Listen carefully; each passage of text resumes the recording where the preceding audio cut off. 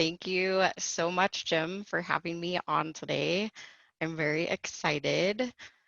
But before we begin, I want to take you on a journey through tragedy and trauma, a journey that turned into love, light, lots of hope, and a cause that's bigger than myself. I lost my middle sister, Carrie Lynn, to a completed suicide on February 20th, 2017. There doesn't go a day by that I don't think about her and miss her.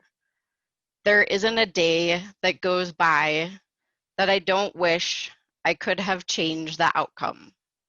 But what happened was I knew I couldn't sit and do nothing. I knew that I had to make a difference. I knew that I wanted to make an impact on this thing we call life, even if it's only one person at a time. So I took this tragedy of her death and transformed it into a nonprofit called BCC Evolution because Carrie cared. The reason I chose BCC was because mental health reminds me of a blind carbon copy email. You know that line is there, but you don't really know who's on it. That's how I think about mental health. It's there, but you may not know it. My goal is to take those people that feel alone on the BCC line and bring them to the forefront. No need to hide anymore or feel ashamed about your condition if that's how you're feeling. Mental health should be talked about daily, just like the weather. And I picked evolution because we're ever evolving. Did you know, according to the CDC, 1 in 5 Americans will experience a mental illness in a given year? 1 in 25 Americans live with a serious mental illness. However, 5 in 5 of us have mental health. And as if that isn't enough, suicide is the second leading cause of death for individuals aged 10 to 34. Mental health is such an important topic and not enough people talk about it, which leads me into why we are here today. I want to talk about a couple of specific mental health conditions and give you a few techniques to help the feelings of overwhelm and anxiety. First, imagine a time when you were feeling really overwhelmed or maybe full of anxiety. Pick a specific event or a time and think back to that moment. If you need to close your eyes to visualize this event, go ahead and do that now. What did you feel? What are you seeing? Or what are you hearing? Really think about this time and allow your unconscious mind to create this picture for you. Look at this event as if it were a movie on a drive-in movie screen. They do have those somewhere. Snap, crackle, pop. Now think about your favorite cereal, or maybe a cute, soft, cuddly puppy in your arms. Why did I do that?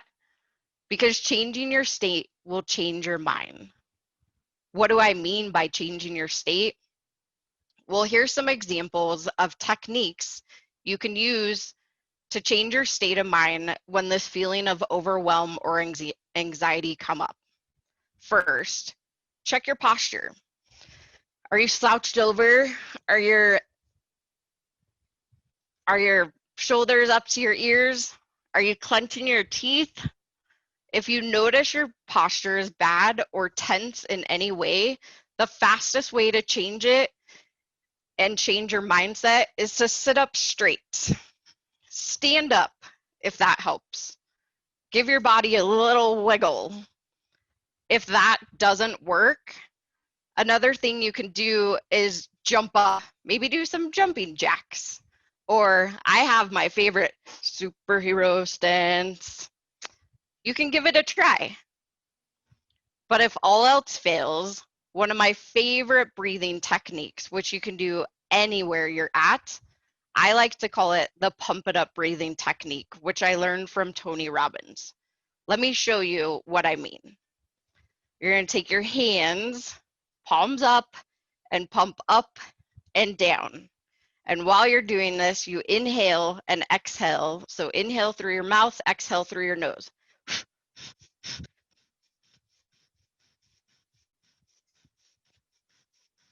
You want to do that 30 times in a row.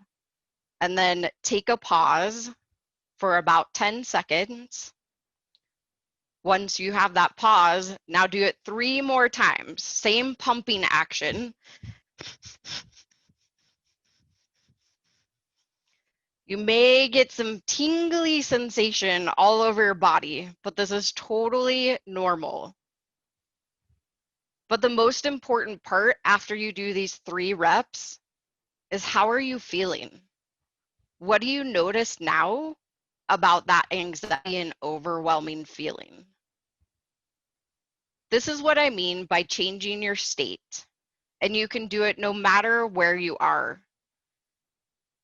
It can definitely instantly change your mindset.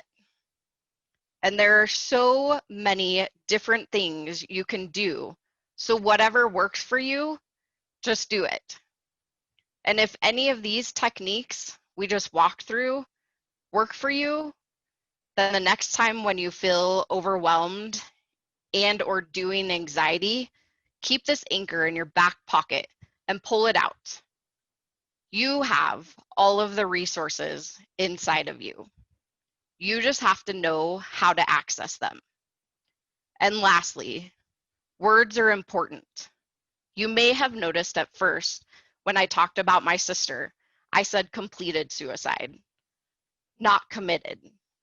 There's a huge stigma around committed due to it being related to a crime. So as a society, we are trying to change the verbiage to completed or died by suicide. Also, you may have noticed I said doing anxiety. Anxiety is not what you are. It's what the behavior that you're doing, and that's anxiety. There's a big difference. And feeling overwhelmed, not you are overwhelmed. This is called person first language.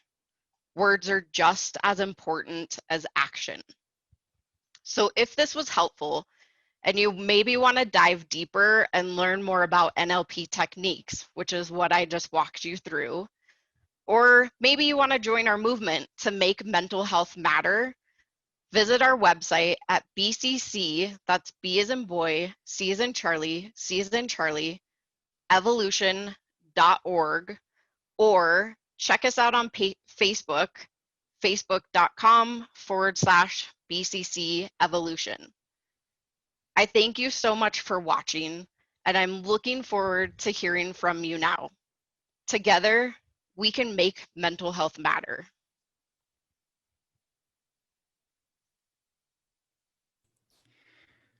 Wow, that was really a very special. I had my mic cut down there. That was a very special presentation that you just delivered there. And my goodness gracious, it really touches my heart because suicide has been, you know, we've had it in our family too. And it's really one of the saddest things that a family can go through because of the guilt that you feel, the questions that you beat yourself up asking. And, you know, the suicide in our family happened on November the 16th, 2013. And it's a day that's branded into your brain. You'll never forget, like, you know, like your sister, she was, February the 20th, 2017. Is that correct? Yeah. Yes, yeah. And, but my daughter, it was her husband that committed suicide. And my daughter's reached out to others, and, you know, she's, you know, like you, she's become proactive and says, hey, we need to talk about this. You know, it's, people need to, you know, get in touch and be able to share how they, you know, just communicate. And I'm real proud of her, and I'm very proud of you for reaching out, because that's a very, it's a tough subject to talk about. Because one of the things, and I'm sure you probably experienced this to some degree, is that when people come over, they don't know what to say. They're afraid of saying something. I mean, it's just they sit there and look at you and just quiet. I mean, they're just, it's so much different if we would have lost our loved one to a heart attack or car accident or even cancer, which would give us more time to prepare. But still, when it comes to suicide, I mean, people just they're scared to say anything. They don't know what to say, and it's really it's really okay for people to say, I'm so sorry to hear about your loss. And I'm thinking of you, and I'm praying for you because that's what the people really need to hear in their moment of, in that hour of need, as I like to say.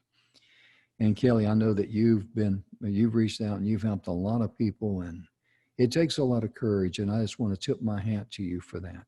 I really do, and I want to personally thank you for your courage. And I know what a tragedy that was that you had to go through. Thank you so much. I appreciate you having me on and allowing me to talk about such a hard topic. But my ultimate goal is to just really give hope and show the light at the end of the tunnel and try to save as many lives so that no other families have to go through the tragedy like yours and mine had to go Hmm. through. So definitely an important topic to talk about, and we really just need to talk about it more. So that's Sure. my mission. It's also great that you've got a place there where someone, if they go through that tragedy, they can come to and they can get some support that they desperately need because in our situation, we didn't have anybody to turn to. We were just, and that's the most horrible place to be is on an island by yourself, questioning yourself, beating yourself up. And it's perfectly normal to do that, but it's also perfectly wrong to do that and stay there. You reach out to Yes. people like Kelli. And Kelli, would you be so kind as to share your website again, please? Absolutely. And yes, reach out anytime. It's BCC, so B as in boy, C as in Charlie, C as in Charlie, evolution.org.